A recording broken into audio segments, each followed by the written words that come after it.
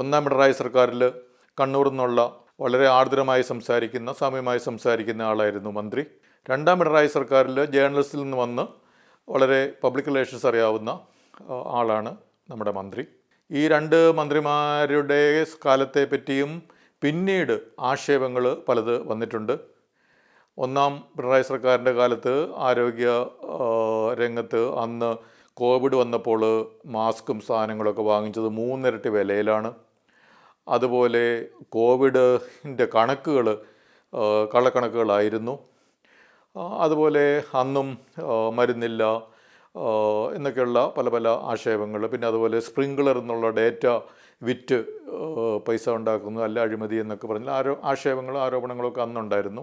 ഇപ്പോഴത്തെ മന്ത്രിയുടെ സമയത്തും ആരോപണങ്ങളും ആക്ഷേപങ്ങൾക്ക് ഒട്ടും കുറവില്ല. നമ്മുടെ ആശുപത്രികളിൽ തന്നെ പാമ്പ് കയറി കിടക്കുന്നു. അതുപോലെ പേപ്പെട്ടി കടിച്ചിട്ട് ചെന്ന് കഴിഞ്ഞാൽ അതിനുള്ള കുത്തിവയ്പ്പിൻ്റെ മരുന്നിന് ഒരു ഗുണനിലവാരമില്ല.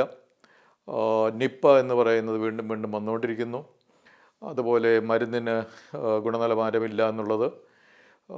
അതുപോലെ ശസ്ത്രക്രിയ ചെയ്തു കഴിഞ്ഞാൽ അതിൻ്റെ പിഴവുകളെ പറ്റിയുള്ള ആക്ഷേപങ്ങൾ. അങ്ങനെ ആക്ഷേപങ്ങൾക്ക് ഒട്ടും കുറവില്ല ആരോഗ്യ രംഗത്തെ പറ്റി.